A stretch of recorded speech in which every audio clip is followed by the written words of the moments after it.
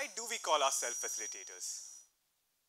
Imagine a world where every community has the power to shape its own destiny, where creativity and collaboration thrive, and designers don't thrust upon changes, but act as facilitators of empowerment. But you must be thinking, isn't that what's already happening? Do we not do that exactly right now? Why is he on the stage? What is he going to talk about? Around 37,000 members of the Apatani tribe live in the Zero Valley in the northeastern state of Arunachal Pradesh. The Apatani women were once famous for having bold facial tattoos, big earplugs, and nose plugs. But unfortunately, this practice has declined ever since the community opened its doors to the outside world in the 1940s. The elders in the community complain about ever since they opened their doors, the newer generations are losing touch with their cultures and traditions. With the blind remodeling of the area and the acculturation of the community, the indigenous people started letting go of their living traditions. For the Apatanis, the nose plugs, the earplugs, and the facial tattoos were once considered beautiful. But in the 70s, these practices were banned in the name of modernization and the stigmas they created around them, thus losing an essential part of their culture. Of course, these changes came intrinsic to the community, but they were forced to do so because of the discrimination they were facing when they moved out to the outside world. Is this what the new world making is about? Sure, there is development, but at what cost? In our rapidly evolving society, traditional notions of design are undergoing a profound change. No longer confined to the realms of aesthetics, design now encompasses a broader mandate to address complex societal changes. Take Superk Island, for example.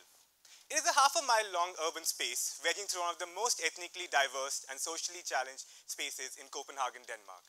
It has got one overarching idea that is seen as an exhibition of urban best practice, a sort of collection of globally found objects from over 60 different nationalities of the people who live and inhabit the area surrounding it.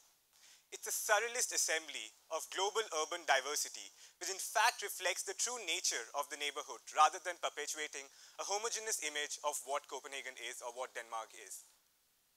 Design plays an important role in the modern society, so not only pro-tidal functions, but also social functions. They create objects and designs, but also they create their hidden affordances, which often have a subtext or a cultural meaning shadowing them. Why do you think this happens? This mainly happens when a designer is designing in a different societal context than the one they're creating for. But what gives them the right? I'm sure everyone present here has their own way of life, a small world you have built inside your homes. Now imagine somebody coming inside your house and starts clicking photographs without permission and goes up to publish that. They go so far to suggest changes and says the way you are living your life is not the most optimal way, and then you should make changes to have a better life. What gives them the right to act and assume in your daily lives? Do they know anything about what goes behind putting food on the table? The challenges you face in your daily lives, the people you have to deal with in order to survive. Do they live and suffer your problems? No. Then what gives them the right? What gives us the right? Meet Swarna Chitrakar, a Potachitra artist practicing the unique folk art of painting cum storytelling through songs. Potachitra, where potter means a cloth and chitra means an image or a painting, is an ancient folk art from the eastern state of Orissa. Potachitra until today remains an intrinsic part of the artistic heritage identity.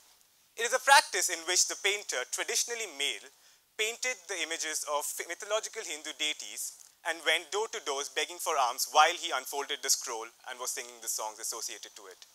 Women were not allowed to paint. Their role was usually confined to making the paints they were made from locally sourced materials. Swarna decided to break free. For her, Potachitra was not just a mode of art, but a means of freedom. Freedom from social shackles and taboos.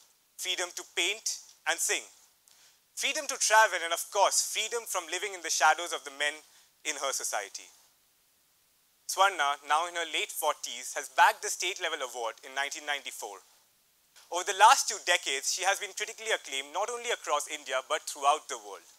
Till the summer of 2018, she had traveled to the States 5 times, to the UK twice, along with other European countries like Italy, Germany, and France. not only to take part in artistic residencies and showcase her work, but also to collaborate with other artists from across the world. Swarna is now fighting a new battle. Despite breaking free from the traditional notions, she battles with researchers, designers, artists who have come into her village, who have come into her house and taken photographs of her work and published it, all without asking for a single ounce of permission.